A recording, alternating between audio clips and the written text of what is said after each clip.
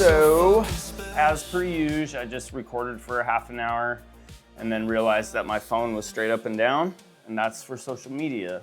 And we're not spending any more time on social media making videos. We are moving to YouTube. And in the process of that, I initially, and still, feel it's hard. It's hard for me because I had cultivated this video making thing on Instagram, and I had a confidence about the creative process. You know, the people watching had kind of been watching all along. And this GoFundMe that I'm doing right now in January of 2026 to try to help me get a lawyer. You know, I'm real quick on that. Like, if you're here for that reason, I just want to say, like, I'm a hard-working guy. I have a little apartment, but it's its own little tiny house that I get to rent, and I'm very fortunate. I'm landlocked. I lost my driver's license. I had an epic midlife crisis brought on by an improperly addressed substance use disorder that, for the most part, had been lying dormant. I mean, it had been on my mind because I was taking kratom, which, if you know what that is, it's a gas station drug, basically. It's one of these things that can sneak into society via the lack of regulation on supplements, basically.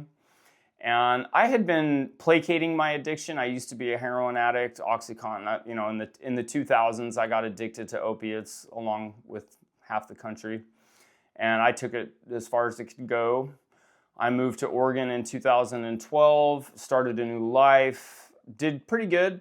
Manual labor, I'm a groundskeeper. You know, I don't own a business or anything. I'm just a grunt, basically. An old grunt. And I had a daughter in 2015, and it was just me and her. You know, half the time, I had her half the time, and every ounce of energy I had went to that. And I look back on it, and I did good. I did the best I could, you know. It was difficult. I don't know if there's any single dads out here that have been single for years and years, but you know, you work labor and you barely get by. You know what I mean. It's tough. So that's kind of what was going on. And then basically I got exposed to this new kratom-like compound that was way stronger, and it got me kind of high. And when that happened, all the old pathways lit up. This compound's called tianeptine. I hate even mentioning the word because I don't want to give people like me before recovery ideas, but it's really addictive, and it was used it's used still, maybe, it certainly was, as an antidepressant in some European countries, but it acts on the mu receptor, the same as opiates, which is like the whole feel-good pleasure part. And the way my physiology had been wired from opiates proper, you give me an antidepressant at that time that is also an opiate, yeah, I'm going to get addicted to it, which I did swiftly. And when I tried to medicate my own withdrawals, like, you know, the thought of treatment didn't even cross my mind. Like, it just seemed impossible. So I tried to treat my own withdrawal symptoms, and I got 2 DUIs in one day taking Klonopin. I got 2 DUIs and a trip to the emergency room and a CAT scan and everything. Like, I am still shocked. This happened in 2023. It's crazy to me that this all still happened. Considering I was on Klonopin and like trying to withdraw, I only have like 7 frames of memory from that whole day. It was bad. I didn't have my daughter here. It was just me alone, which was always my worst moments. When I had my daughter, I could perform. You know, I never missed. I was never late taking her to school or anything like that. I was, you know, it's just when I dropped her off at her mom's, it was always hard for me. It was a roller coaster. But anyway, yeah. So that's kind of I ended up. I went to treatment. I still had all the legal stuff hanging on me, or court was just getting, postponed because I went to treatment. And then I basically relapsed really quickly on that shit from the store, and struggled there in hell for a few months, like just thinking like it's so dark, man, so sad and dark. And then I checked myself back in September of 24. I've been sober since, but the custody situation turned into a nightmare. And I don't remember what I talked about in my first video, but I go through these cycles of emotions, trying to maintain confidence and self-esteem, and I do okay, but every once in a while, every week basically, I freak out, so I found this video making process, and it's been really helpful for me, insanely. It's been a gift from God. And I say God as my higher power, but what do I mean by that? Well, I actually made a video about that, and I'll do another one sometime, a new one for YouTube. But for now, just, I call God outside God now, because I think ultimately, like, we're all connected to a higher thing, and our egos and sense of self and all our fears and shit blur our vision of that thing. Eastern stuff, this guy, he'll yoga, and this guy will help you see better there. But I also like Christianity. I like outside God too. You know what I mean? So that's what I call God now, outside God. I'll make this quick. I had a crazy day today. I kind of got roped into somebody's, with me making videos and doing a GoFundMe. I do think I'm going to make a YouTube video about a mindset if you are in a position where you have to do a GoFundMe, because it is important. Like, you're really vulnerable. And so, yeah, I've been learning some lessons with all that. How to keep yourself safe if you have to do that, and people don't understand, or they may be, if people choose to be charitable, that's completely on them, how they manage that. But if you are the one in need of charity, you better come correct, So I had to get off social media for the most part. It's difficult, right? And like I said, I have to protect myself because the stakes are very high. So, but yeah, I'm out here, I'm open, and I had a friend, really the only guy so far, shared my GoFundMe on his social media, which was nice of him. But I saw it, and I opened it, and I was reading some of the stuff he said, and I was like, what the fuck? What's he talking about? And I was like, I can't read this. But I said, hey, thanks, man, I really appreciate it. And then he's like, and he's gone through custody stuff too, So he just knows, we're not tight really. He hasn't been keeping track with me. I don't think he's been watching the videos. So if you don't know me personally, like you haven't been around me the last few months, or if you haven't been watching the videos, you don't know me, I mean, I'm not going to say I'm a completely different person, but I've certainly changed a lot. So anyway, he texted me later, I said, hey man, thanks. And he's like, I hope it's okay I said this and that. And I was like, I didn't even know you said that. I had to tune out, but I was like, yeah, whatever, man. And then it's like last night at 1:40 in the morning, and again, dude, I haven't talked to this guy in years. Like, we were never super tight. I love him though. He's a good dude, We've had special moments up in the mountains, if you catch my drift. You know what I'm saying? Not gay. Don't be confused by this too, by the way. I like the rainbows. They're fucking beautiful. I don't know what to say. Like, I grew up in the 80s. Rainbows were everywhere. I don't think it's fair the gays took the rainbow. I just don't. So, you know what I mean? I like Alex Gray. Rainbows are fucking awesome. That's what it is. So anyway, the point is like, and real quick though too, I just want to say, like, I was conflicted about talking about this today. Because I don't want people in my real life to think that I'm using them for fodder, okay? You might say, well, you are, and that's true. But it's my life, man. I'm trying to talk about myself as much as I can, and the only reason I'm gonna tell this story, well, there's two reasons. One is that I think the insight I've been getting in general, but in this case specifically, could be helpful to people. And because I want to see more of it in the world, honestly. And number two is like, actions have consequences. And I'm not going to placate. I used to just let people talk hella shit and not do nothing and just always be the martyr, you know? Like, all right, well, I'll just absorb the abuse and let it end here, I guess. So now, we're going to talk about it. So anyway, there's only one other person who knows who it is. I'm not going to say who it is, and he's not going to watch these videos. So I get a text at 1 o'clock in the morning. You know, we have a mutual friend. It's his best friend, and it's me and his best friend. And he's like, hey guys, I just want to let you know I made time for us to be at my place tomorrow evening. And it's like, I'm like, dude, I can't do that. I'm not going to explain why I can't do that right now to you or to him. Like, could you do that? Would you do that? If like all of a sudden a friend, but a guy you haven't talked to in a long time is like, hey, by the way, I need you here tomorrow. Oh, also your license is suspended and your bike has a flat tire, okay? So anyway, I'm like, I'm sorry, man. I was like, I really appreciate it, but I can't do it, you know? I've got shit I need to do.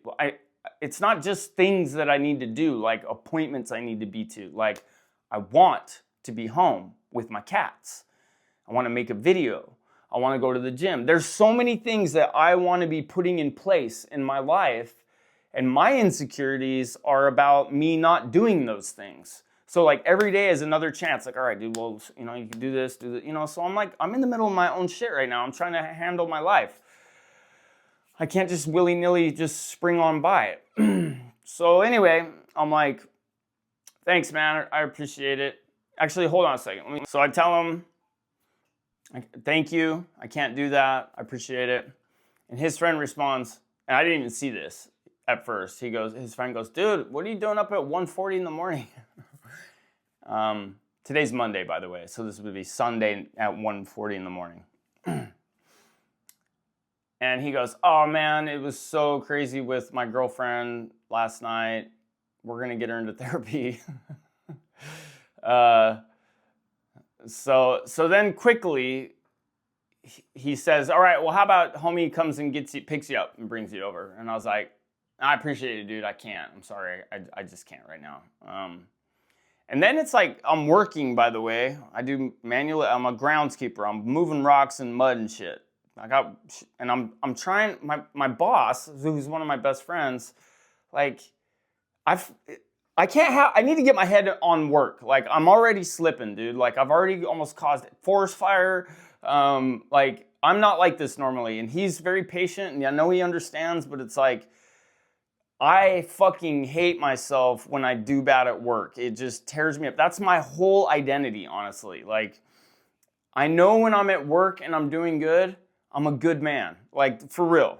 Like, all my insecurities and shortcomings and all that, I can spin on that at home. But like, if I can prove myself at work, then I can feel good about myself 80%, you know? So anyway, I'm hearing my phone. I got earbuds in. I'm always listening to podcasts and shit. I hear my phone dinging, and I'm like, I just know it's him. I'm like, what the fuck, man? Like I said I can't. I open the phone, and it's just like a tirade against me. Like, you're the dumbest person in the world. He's calling out shit from my past. Like, you know, what did he say? Like, now I know why everyone's abandoned you, which is not true. Like, I've never felt more supported in my life right now, honestly. You know, the people are different. You know, it looks different, but like, he's just bringing up old shit and just like, he's on his own trip though, you know? And initially I was like, what the fuck? And I was gonna type in, you know, kind of like something Spidey or, you know, it whiffle-waffled from like defensive to, you know, fuck you to this and that. And then, but pretty quickly, within milliseconds, it was like, oh man, he's spinning out. Like, he's in rough shape. You know, and what I think it just gave me a lot of, and this is why we're talking about it, is that it's fortunate it happened to me, honestly. Because I have the wherewithal to see, like, he's a man in pain, you know, he's suffering, and he was up all night doing whatever, fighting with his girlfriend, and as I'm sure all of you know or can relate, like, you get in that tone, that fighty tone, and it just kind of spills out, you know, to other people. And it was just evidence of, like, how, you know, this was pretty exaggerated. And you know, for me, since we're not really close, it was just obvious, like, this is a projection. And then you wonder, like, is there, you know, pecking order stuff? Is, like, you know, because I am in a vulnerable spot. Is it, in a way, is it like, you know, this little monster that hops into people and spreads? Is it looking for weakness? It's looking for weak people to kind of nip at. You know, and then the other thing is like, and I don't know, I don't think he's watching my videos, and because it just was so foreign, honestly, to, like, what I've been projecting. I don't think any of you guys that have been following me on Instagram would get it. You know what I mean? It's just clear that he hasn't really. He must be seeing him a little bit, but anyway, it was just what my point is like. Also, I'm kind of broadcasting this confident version of myself because I am in this spot right here at my house, and in general, I guess, you know, I've got some serious stressors, but I feel good about who I am. You know, then I kind of realized, like, well, I'm putting myself out here, so, like, this comes with the territory, I guess, you know, brace yourself. So pretty quickly I saw it kind of like how I frame a lot of struggles with people, even including my daughter's mom, which is that on a more grand scheme, everybody in your life are players here to help you, you know, help you learn. So I told him, I texted him, I said, you know, it's clear something else is going on here, and I'm sorry. I empathize. What else did I say? I recommended yoga nidra because it's hygiene for the nervous system. And then I said, don't send me any more messages. You need to get some sleep. So anyway, so yeah, but regardless, like, it was just something now in my brain, one more thing, you know, that I had to kind of mitigate and deal with. That's why I just don't have patience for drama or people that do shit like that. And then I was, like, thinking, like, wow, it's a good thing you didn't go over there, you know. Like I said, I don't have a car. I can't just bounce out, you know. So anyway, I wanted to say that I need to be really careful not to be too precious now that I'm on YouTube, because no one's fucking watching my videos, man. You are lucky. Yeah, it's this idea that you can just get popular, and it's like, I'm fine with this taking a while, you know, I'm letting this mature. And I don't want anything interrupting I've been on a kick lately, man. I've been blessed to be able to be creative again and creative and productive. And in a short amount of time, I got pretty good at making videos from my phone. And I just want to keep riding that. And there will be a moment when I try to get a computer and a camera, and there'll be learning processes. So they're not all going to look great, you know, because I don't want to spend all the time tweaking on it, you know what I'm saying? I want to keep things moving. I do want to be successful, and I'm playing with ideas that could actually get attention and could fit in with the overall thing I'm doing. And so with that being said, let's hop into our eggplant costume and scroll a little bit. Thanks, you guys. Bye.